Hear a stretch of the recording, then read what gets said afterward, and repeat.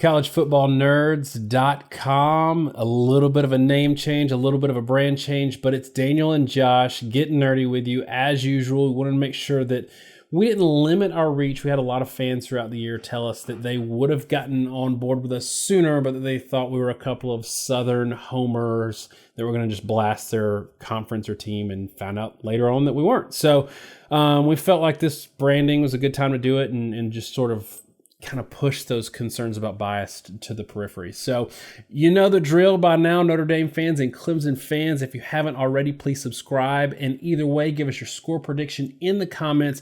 Back up your points with data. You're going to disagree with us. It's going to happen. That's okay. We'll engage you. Just make sure you don't bring your flamethrower and instead bring some nerdy data to the discussion.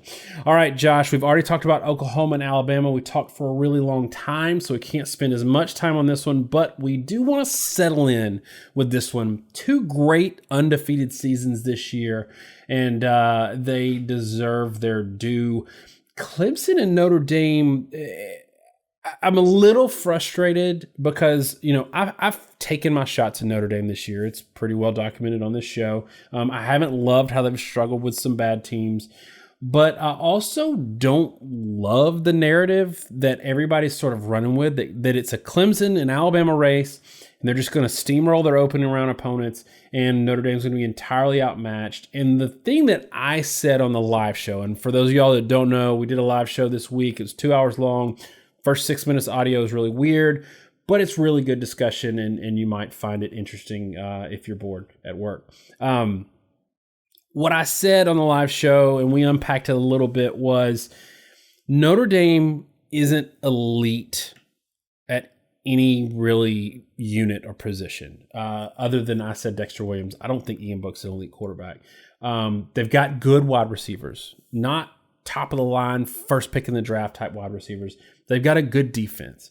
The thing that I like about Notre Dame that might give Clemson fits is, even though they're not elite individually in terms of their units, they are so much greater than the sum of their parts that in aggregate they tend to do well, especially on the defensive side of the ball, of neutralizing talent disadvantages because they're very well coached, they're fundamentally sound, and that could be enough, given Clemson's not being tested at all this year, that could be enough to make this a lot different game than a lot of people are saying so far. It is interesting, and I think I have the same thoughts. The more I dug into this, the more I thought, I think there's sort of a talking point that's out there that Clemson so outclasses Notre Dame that they don't deserve to be in. I'm not quite sure I buy it. The more I studied, the more I felt like Notre Dame has a real chance to win this game. That Notre Dame should be a good matchup for Clemson. We still, both of us, have some real question marks about both teams due to their schedules. We're not trying to rag when we say that or say you don't deserve to be there because you have a weak schedule. The point is, if you're trying to evaluate a team and the strength of it, it's really hard from a statistical, analytical, predictive perspective when we try to do these shows when we don't have really, really good data points across the spectrum. Notre Dame is, in our opinion, one of the best schedulers in the country. And they got that Michigan game to start with that gave us at least one really good data point. Clemson, the data points are a lot more sparse. I think Clemson is an elite team. I think the way they've operated offensively, especially the second half of the season, and particularly running the ball with ETN, gives them a chance to really beat anybody and gives them an edge on anyone other than, maybe Alabama. But they have some holes. Their pass defense has not been excellent at times. Statistically very good, but they've shown some signs of weakness if you can sort of at any point handle their front.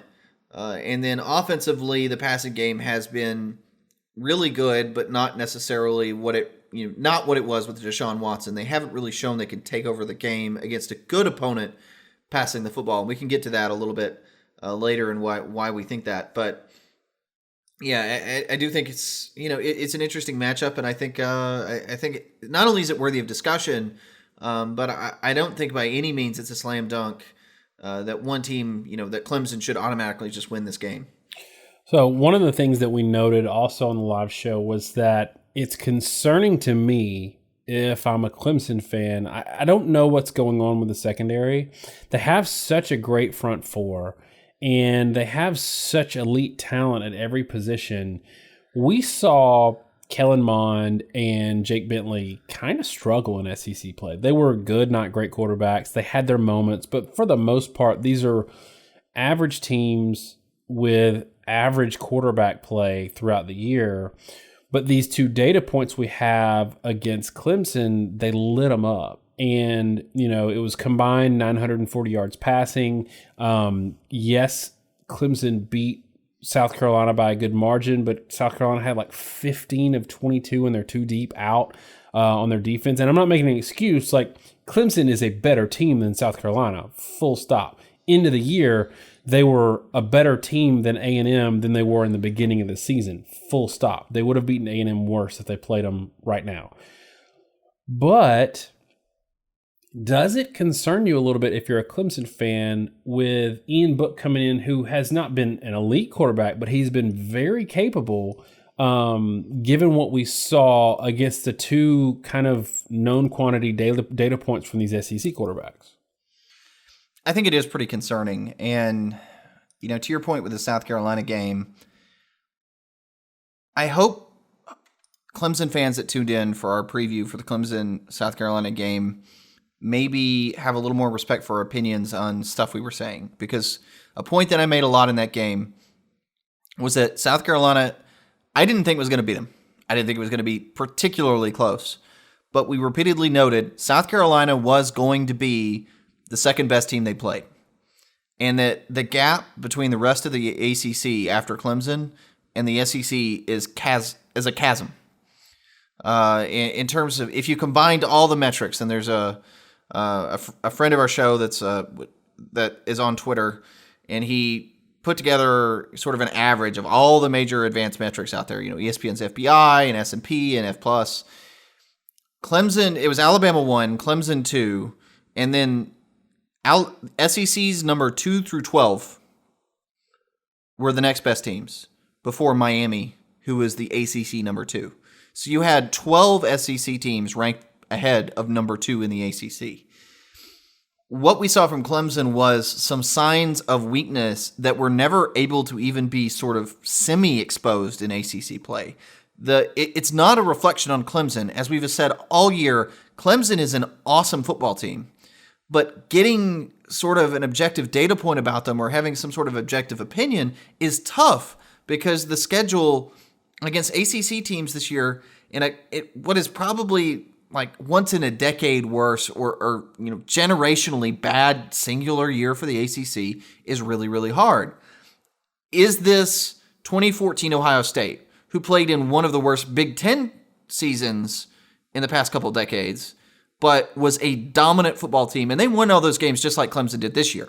And they went into the playoff, and they had a close game against Alabama, but it was close, and you can't see my quotation marks right now. Statistically, they actually kind of dominated that game against Alabama, and then they went out and won the playoff, and they're considered to be one of the best teams in the past 10 years.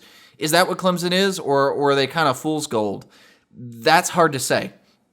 But I do think what we saw from South Carolina and Texas A&M is there are signs that the pass defense has been really hidden by just how dominant that front is, and it is very good. It is probably the best defensive line in college football. The problem is they were in a conference where they were the best defensive line in college football, and no one else makes the top 30 or 40. And so everybody they played was just shell-shocked by it. No one was able to handle it at any level. And South Carolina had a lot of success, and I think A&M did to a certain extent because even though they were better, I think they have a better line than Alabama's. They have a better line than LSU or even Auburn. South Carolina wasn't shell-shocked by that concept. They've played Georgia. They've played teams with really, really good defensive lines, and they knew how to operate in the face of it. Ian Book is, to your point, maybe not an elite passer, but I will push back a little bit. What Ian Book has going for him, he's fourth in the country in completion percentage. In QB rating, He is 8th in the country. He is one of the most efficient passers in college football. He's a gamer. He gets the ball out consistently with tremendous accuracy. And they're going to get the ball out fast. And I think if you were looking for one angle in this game, the biggest angle to me is Clemson's secondary has shown signs that they give up some space if you can actually get the ball out. I think Notre Dame is going to be able to. They're not going to win every battle, and they're probably not going to win most battles against Clemson's defensive line, but they're not going to get completely rolled over either, nor are they going to be shocked by it. And they're going to get the ball out to the perimeter, and all of a sudden the secondary has to make plays in a normal progression in a way they haven't had to do all year. And the couple times they did have to do it, they did get burned pretty badly. Are you concerned at all if you are a Notre Dame fan and you haven't played a team who has elite players at skill positions? And Notre Dame fans are going to roll their eyes and say, we played Michigan to open the season, but look, we've said our piece about Karan Higdon this year. He was up and down. He was okay, okay to good for a lot of games. He put up big numbers against pretty crappy teams, and then in big games he was just blank. Nico Collins, good wide receiver. Peoples-Jones, good wide receiver. They're not T. Higgins, and especially from in the speed department. They're not the reliable Hunter Renfrows. They don't have at running back and Etienne, and then Adam Choice and Feaster. These are good elite level skill position players, and then I don't think they have Trevor Lawrence at quarterback. Or maybe they have a good quarterback. We saw in Shea Patterson, who was okay in the SEC, but Michigan's offensive scheme is trash. So are you concerned if you're let's not talk about defenses, let's not talk about defensive lines, just offensive skill players that they're going to see and the kind of pressure. We talked about this with Brown and Oklahoma. Are you concerned if you're a Notre Dame fan that you haven't really seen that from anybody you've played this year? You should be. To your point, and you said Shea Patterson was okay in the SEC. Shea Patterson was actually struggled quite a bit in the SEC. He had a couple good games. He had several really bad games. He was a bottom half of the conference guy overall statistically.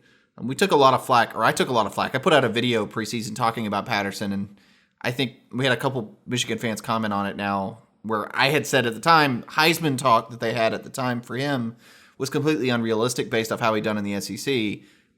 And now we've had some people comment and sort of say, okay, well, you guys weren't as crazy as we thought you were.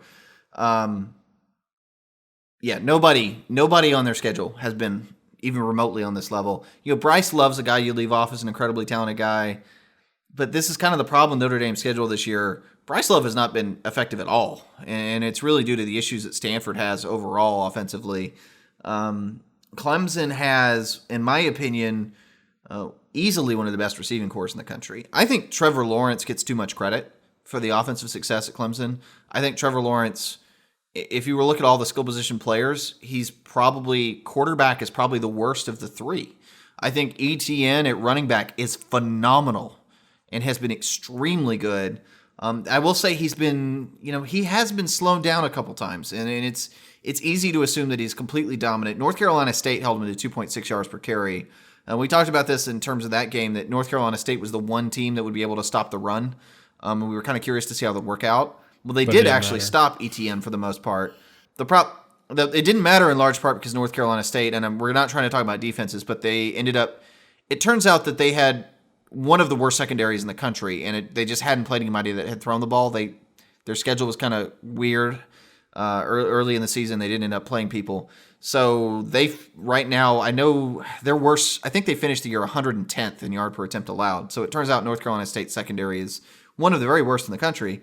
But the point being, they haven't played anybody. Like Etienne, for the most part, though, has run very successfully in everybody they played. But I really think it's the receivers that are phenomenal. T. Higgins has been a matchup nightmare for every team that has played Clemson. I have not seen anyone cover him at any point. Texas A&M couldn't do it. Heaven knows South Carolina couldn't do it. No one in the ACC could do it. He just dominates people with his size and physicality and speed. No one can match all three of those things. And then they have some complementary pieces. Justin Ross is a very talented kid that's clearly coming on. I think I do think his success, honestly, is a little bit due to how much attention is given to Higgins. But Amari Rodgers is an extremely explosive player. Hunter Renfrow is number 4 in the team in total yardage receiving, and he's probably the name player a lot of people know, but he's number 4 because he's the 4th best receiver. The other guys are just better. And I think a lot of what the success Clemson's had has been due to the fact that nobody's been able to stay with the receivers. The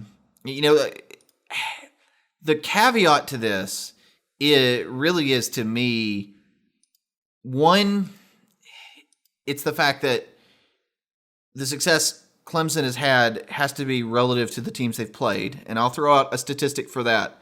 When we did the Alabama-Oklahoma preview a minute ago, we talked about the fact that Tua Tagovailoa had the highest QB rating allowed for 8 of 13 opponents. So for the 13 teams Alabama played, 8 of them, their worst passing defense day was against Alabama. For Kyler Murray, of the 13 teams they played, 6 of them, their worst day was against Oklahoma. Clemson has there's no opponent that had their worst day against Clemson. Clemson had a lot of really good days in the passing game. Every Clemson opponent gave up a higher QB rating against some other player. Every single one. So when you factor that in, it does give you a little bit of pause in that as good as Clemson has been, as successful as they've been, they still haven't necessarily... It's hard to divorce that from the reality of the conference they play in and the situations they play in. I do think Notre Dame, to get to your point, because you didn't want me to talk about defense too much, and I know I'm going to let you talk. Thanks, a second. Kanye. I'm going too long. But Notre Dame, I'll let you finish. Notre Dame is going to see an offense with skill position players at a completely different level. But we say they're at a different level because of how they played against the teams they played. Again, like catching South Carolina wasn't just beat up. South Carolina was destroyed defensively, where they were playing Horn, who was a true freshman at corner late in the year due to desperation. And Horn was not able to go against Clemson, so they had to find another true freshman that they did not intend to play that year to play in that game. That was kind of the level it was at. But yeah, it's just so difficult to peg both teams due to schedules. We've killed Notre Dame a lot this year for the close margin of victory games against Ball State, Vanderbilt, and Pitt. And Clemson fans are going to point to Pitt, and we talked about this a little bit on the show. 19-14 against Pitt for Notre Dame, not great. Still got the win. Pitt is not a good football team, but they have ebbed and flowed this year. Clemson just throttled them. Let's not talk about that because we've talked about it enough. Let's flip it around. Because what we always say is if you're an elite team, you handle business against trash teams. And we don't like the pattern we're seeing here, and it's probably going to influence our score prediction. But is the flip side of this also interesting in that Notre Dame handled business against Wake, Stanford, Syracuse, Northwestern to an extent, Navy, and Virginia Tech. Alternatively, Clemson struggled somewhat with South Carolina, at least offensively, defensively. Texas A&M struggled mightily. Syracuse struggled mightily. Has Clemson had enough close games against average opponents, and Notre Dame handled their business enough to make you think again that this might be a game? I definitely think there's an argument for it. And again, we've harped... I kind of hate how much we've had to talk about schedules with both these teams, or how much I've talked about them today. I know people get frustrated when they hear it. The question is, are you handling your business against teams that you should handle your business with? You can forgive having a game where you have to have a struggle win against a really good team. But when you're at this level, when you're in the playoff and if you're Notre Dame, when you're playing Clemson, it's a completely different ballgame in terms of nitpicking, because any sort of weakness or any issue is going to be exposed. Notre Dame, for all the flack they had, we talked about this a lot of their closer games, like the 19-14 game against Pittsburgh, S&P Plus had that game as a 97% post-game win expectancy. That was a bizarre game. It was turnover-driven. It was field position-driven. Notre Dame played really well in that game. And Why do we talk about all those things? Well, it's because if I'm going to look predictively to the future, I don't really care about how many times you fumbled in a game. I don't care about the fact that you fumbled and you lost every fumble. I care about the fact of, what was your yard per carry average? When it was 3rd and 4, how often did you convert that? What was your completion percentage? All the kind of stuff that actually repeats, because a lot of the other things, those variables are just sort of volatile variables that nothing went your way, to use the axiom. Notre Dame had a few of those games, and they had some early games, particularly the Vanderbilt game is the one really troubling one to me early. Vanderbilt game was a game they had no business being close in. Vanderbilt was not a very good team. But beyond that, they were 90% plus win expectancy in every game up to the USC game. USC game, by the way, the one-score win there. USC is not a very good team, but USC has been up and down. Injuries have made them look even worse than they should earlier in the year. And I'm a little troubled because Notre Dame knew at the USC game that they had a lot to prove, that they were going to have a conference championship game. They were playing for seeding. They still didn't really play very well. But by and large, on the rest of the games, from middle of September all the way through the end of November, 90+% win expectancy. You flip that around and you talk about Clemson. Clemson took care of business really all season. There were 100% win expectancy really in that whole period, from Wake Forest down to Duke. The Syracuse game, to make the same point, 93% win expectancy for Clemson.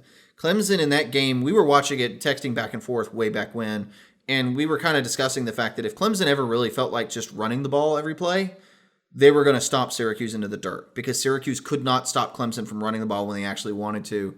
And you got the feeling that, especially early, they were losing when Trevor Lawrence got injured. They were down in that game before he got hurt, and I felt like they were trying to force the run and sort of establish this new identity on offense when they needed to focus a little more on just winning the game with the run game. But the biggest thing I've seen from Notre Dame is Notre Dame has won their games with balance. They've won their games consistently, and they've consistently played better than their opponents. Ignore the score, because they've kept things lower scoring due to their style of offense and the fact that the defense have kept it lower scoring.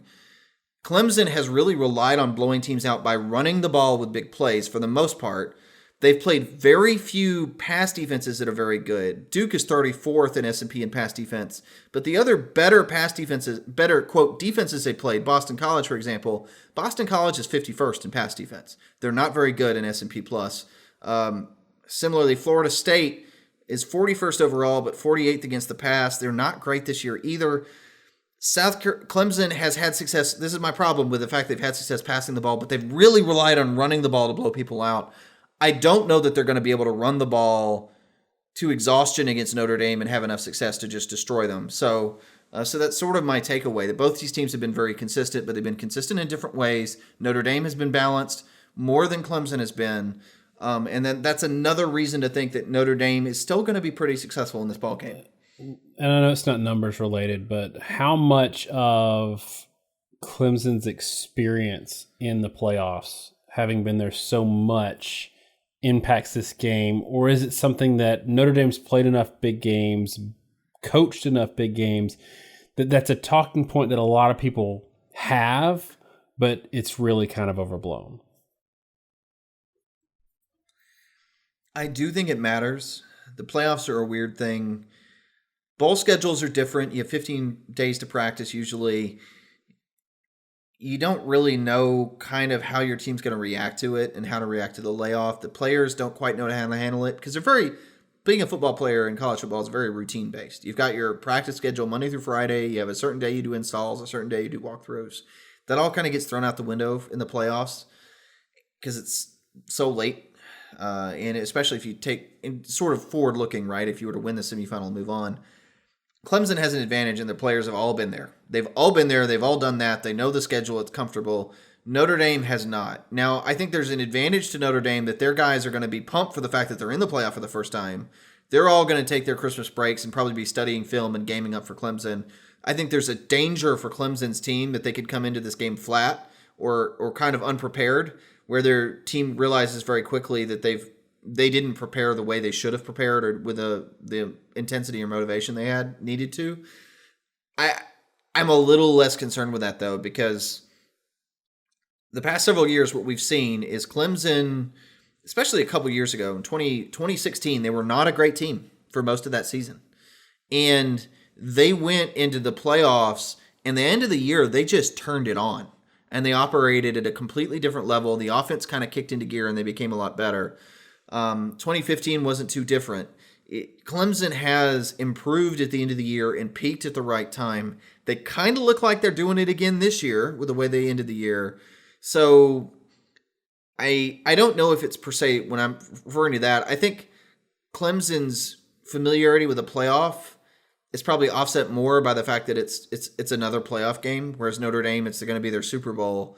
However, I do think history has shown that Clemson peaks in the playoff just in terms of how their team ebbs and flows and when they start clicking. And that to me, pushes it forward and makes me think that Clemson may have a little bit more of an edge than Notre Dame, even though it's kind of unrelated to your question. All right, why don't we go ahead and get into the numbers, and maybe that'll drive some more discussion. So let's see what the computer model says. Right. So we've done a video before talking about the computer model, how it works. The short synopsis on it: our computer model works by looking at your per play averages and how your team's done in each game. We look at a lot of different statistics. It's a neutral baseline model. So this model is designed to really take in all the data and for the computer to figure out how good you are, so that we have a good talking point and a good baseline to know if you play your B+ game and they play their B+ game, what does it look like? What does that game look like? How do we do it? We look at how you did against your opponents, how your opponents did against other people they played, so that we can get a relational idea based totally on opponent's strength about how good you are offensively and defensively. We project your production in this game in a yardage sense and statistical sense. And then the model builds a scoring model unique to your team where it self-trains essentially. So, what one team needs to be successful may be different than what another team needs to be successful. And one team may score more points with more yardage than another team. One team may score points off turnovers more readily than another team, et cetera, et cetera. I don't have any man-made variables in this system. I don't put in my own variable for this is how much weather's worth, this is how much home field position's worth, this is how much turnovers are worth, because that means the model is in truth just a mathematical version of my own opinion. This model is designed to be just a computer figuring it out on its own, as hands-off as possible, so I have an objective thing to point to as a baseline. So the first thing we generate in this model is a neutral statistic, which is a percentage of opponent averages allowed. And what that tells you is if your opponents average 5 yards per carry and you allow 4, you allow 80% of their averages. So it's a totally relational number. It's a totally neutral, even statistic. I think it's a more helpful defensive number than yard per carry or yard per attempt allowed, because it's so driven. In college football, everything's driven by your schedule and quality of opponent. Clemson allows 55% of opponent rushing averages and 85% of opponent passing averages. We usually say anything below 70% against the run is elite, and anything below 80% against the pass is elite. So Clemson is a phenomenal run defense. We don't always see a team that gets below 60% in a given year. 55% is awesome. It is extremely hard to run the ball on Clemson. It is much harder to get your pass defensive numbers lower. Most teams generally get about their average passing game against everybody they play. It's the reason elite quarterbacks are so valuable. In the NFL especially, where defenses are really good, a good passing game is going to get their due. We see that all the time in the statistic. Clemson allows 85% of opponent passing averages. That's a really good number, but it's not a great number even. 80 to 85 is very doable. Anything, you got to get really below 85, 80, even below 75% to be elite. They're not at that mark. They are good. They are maybe great, or I would say good to very good. They're not really great. They're not really elite in pass defense. I think that's backed up by the rest of the season. Notre Dame, interestingly, Notre Dame allows 3.7 yards per carry, which is a pretty good mark, but their opponents only average about 4 yards per carry in the year. So they allow 89% of opponent averages. We consider 95% the baseline, because your for most teams, and I just realized this, most teams it's usually 95%, because most teams play group of 5 teams. They play some kind of trash where it inflates your numbers. And the reason it really inflates it is Florida Atlantic's rushing averages are built upon playing Florida International and teams like that. So if you hold them below their average, you're holding them better than they did against Florida International. Notre Dame plays almost all named teams, so they don't quite get that same inflated number that everybody else does. Even still, 89% is just on the mark of being good. Not anything more than that. And I kind of hate to say it, but for a top level defense, you really want to see that number below 85%, really below 80% against the run. Most teams hold teams well below their rushing average. However, Notre Dame has a very, very good pass defense, 75% of opponent passing averages. That's an elite number. Notre Dame's strength as a defense is disruption and pass defense. Against the run, they are good. They are not really that great. They're still good. It's not a weakness, but it is not an area of strength, the way the pass defense is. And how does that break down across these two teams? And the real way it breaks down is Clemson should be able to run the ball with a pretty good amount of success, but not be able to throw it. It's predicting Clemson will have 6 yards per carry and 6.1 yards per attempt. 6 yards per carry is really toting the rock. 6.5 yards per attempt is what we consider to be competent passing. So really, Clemson is not expected to be competent in the passing game in this game, but is expected to run it very successfully. Notre Dame is predicted to have 2.5 yards per carry. Not enough to move the ball on the ground, but 7 yards per attempt, which is competent passing the ball. Still, though, that's a 6 yard per play to 4.7 yard per play edge for Clemson. That translates to a predicted score of 34-21 Clemson over Notre Dame. I will note, and I pulled this up while we were having this discussion, looking at the spread and the over-under, and we always we do these models in advance before this stuff really comes out, and I never look at the spread. Obviously, it's not built into our metric. The spread is 13.5, and the over-under is 55. So our model is predicting the margin to be the spread, and it's predicting the total points to be the over and under. So our model is completely in line with the current Vegas spread and over and under for this game. Yeah, and that makes it a little harder to do our predictions if we want to deviate from the model, and I'm not going to. I'm going to go 34-21 Clemson in this game, and I would not be surprised if this is a really tight game late. There is so much we don't know about either one of these teams, and I said earlier in the week that Clemson could win this game, Notre Dame could win this game, and we still not know what we need to know going into the championship game about the team. So that makes it a little bit of a challenge for me. I think that there are some weaknesses to be exposed on this Clemson defense, but I'm not as sold on Ian Book as you are. I think his entire career, and this is kind of what got him benched in my opinion over Wimbush, because remember he came out and had that good game against North Carolina. He had a good game against LSU.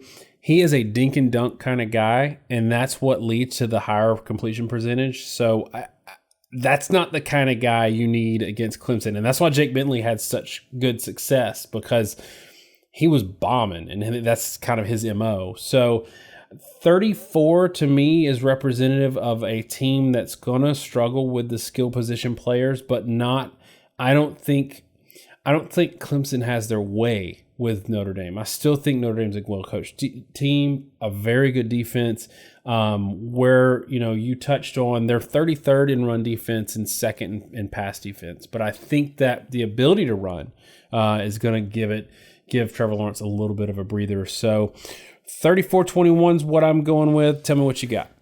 So I'm pretty much like-minded with you. I think at the end of the day, I think this game's going to be closer than some people anticipate.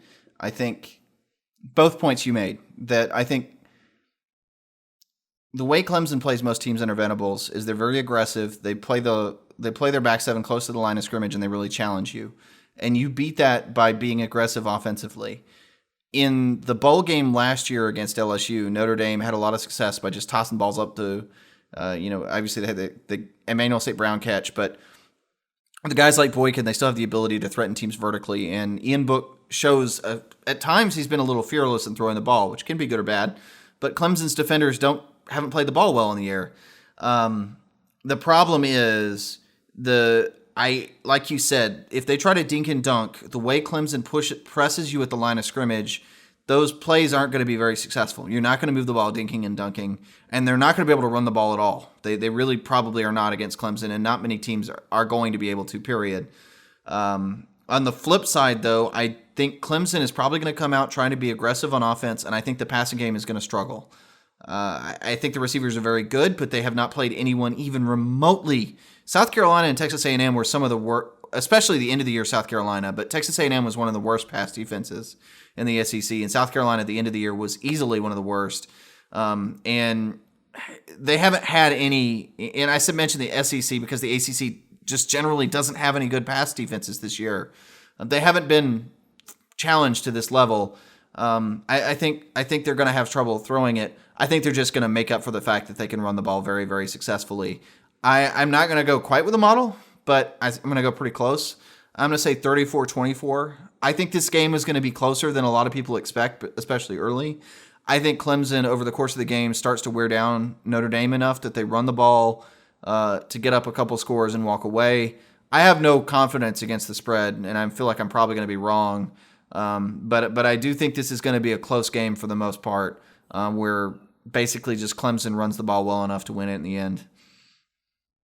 Okay, tell me this then. If Notre Dame wins this game, what do you think it's a score that's trending higher or lower? I think if Notre Dame wins this game, this score is going to trend lower.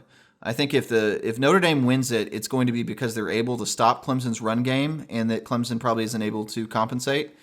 I just don't see Notre Dame, because at no point this year really have they exploded offensively on anyone. And given how good Clemson is in their front, I don't see it happening in this game either. But then again, the big warning sign is how many points Clemson gave up to South Carolina in an offense that's not very good. There are signs that Clemson could. Both these teams, I think, are really the class of everyone they've played, but they haven't played. Yeah, they haven't played teams that are great. We don't know what to expect from either one in this game, and whoever wins this game, as much as this game's an enigma to me, I have no flipping clue what it's going to look like when they play the winner of Alabama-Oklahoma. All right, last thing that I think is worth talking about in this game. We've seen Trevor Lawrence be used this year sparingly, especially in a lot of their blowouts, where I think he had a game where he had 100-something yards passing, maybe Pitt, and then the game where he had like 89 yards passing. And we were real critical of how Georgia used Jake Fromm last year as a freshman, basically not really preparing him for the moment when they needed him and just kind of holding back and protecting him a little bit because they could run the ball with Chubb and Sonny Michel with no problem. Is there a possibility that, and Clemson fans are going to hate me for saying this, but it's objectively true, he's played some really horrible defenses this year. NC State is a good one because that was kind of his coming out party. I think it was 42 points in that game. We saw a Michigan team go all year without facing a lot of good offenses. And they were number one defense in the country, and they went into that Ohio State game and just got shocked. Is there a possibility, kind of under the surface, this thing kind of hiding out there, that Trevor Lawrence is the Michigan defense this year, and he's going to face a defense that he's not seen before, and it's going to expose him in a way that nobody saw coming? I think it's on the table, and it's the reason I referenced the teams I did, right? That I referenced the NC State game, I referenced the South Carolina game. Obviously, he wasn't the starter when they played Texas A&M, but he's still. That game's actually always been interesting to me because that's one. They had two close games, Syracuse and Texas A&M. He didn't. On one hand, you can say he didn't play the whole game in either one, but the flip side, he wasn't very effective when he did play in either one of those games. In the A&M game, he threw a touchdown on his first pass, which everybody remembers. And then he had 4 more possessions, and I think he had 2 first downs in his other 4 possessions total. Kelly Bryant was way more effective than Lawrence in that game. Obviously, that was early. Obviously, he's, quote, improved, but the 2 games where he really, again, the games he came out and had his showing were against a really depleted South Carolina team, against an NC State team that has a terrible pass defense, A Pitt team that's just not very good in any metric. And the one game I find interesting, the one game where they they were sluggish. It took them a while to pull away, was Duke. And Duke is not a good defense overall at all. They're 49th, but they're at least 34th in pass defense. And they were able to kind of slow Clemson down at times. I think it's entirely possible the way they've operated with, and I think Lawrence has phenomenal arm talent. Let me be extremely clear right now. I think Lawrence is going to be a very, very good quarterback. I think Lawrence has tremendous NFL potential. His ability to get the ball out quickly and with accuracy on like out routes with tremendous velocity is exceptional. But he's still a true freshman. He doesn't go through his progressions very quickly, and as much as he gets the ball out fast, a lot of times what I see from him is he doesn't make his read very quickly. And if that first read is taken away, he doesn't have that clock in his head to realize he's got to get the ball out and move on to his next read. And it's so rare that he's pressured, but when he has been pressured, he hasn't done a great job of it. And again, things like when he runs, he tries to run a lot or scramble outside the pocket. And I've seen him a number of times. The Syracuse game is a great example. He kind of overestimates his own athleticism a little bit. All those things do put it on the table, the fact that Notre Dame could be a little bit of shell shock for Clemson's passing game. They could turn the ball over a few times and give Notre Dame an opportunity to win. Not that Lawrence isn't capable of beating Notre Dame, but just they come up against something that's a completely different level than they're used to. The way that they're used to operating with very simple straight throws to the primary read aren't there, and he throws an out route with great accuracy and velocity, but he's playing the receivers against press man coverage. He reads the out route, and if you throw a pass to the far side of the field and the corner reads that throw, he will run it back for a pick six. I don't know that it's likely, but it's definitely something that could happen. All right, y'all, Notre Dame fans, Clemson fans, as usual, if you haven't subscribed yet, you need to do it. You love us, you know it. You want to fight us, but we say all the right things. So go ahead and hit that subscribe button, hit the notification bell. We're probably going to do another live show or two in this month. And if not, we're still going to be covering other bowl games and having other discussions, including a discussion we're going to have right after this video that will be posted about the playoffs and the 8-team expansion. What should we do? Is it a worthy discussion? We're going to talk about it. So just remember to subscribe and comment below. Give us your score predictions. Let us know who's going to win. Thanks so much, y'all. Have a great week, and God bless.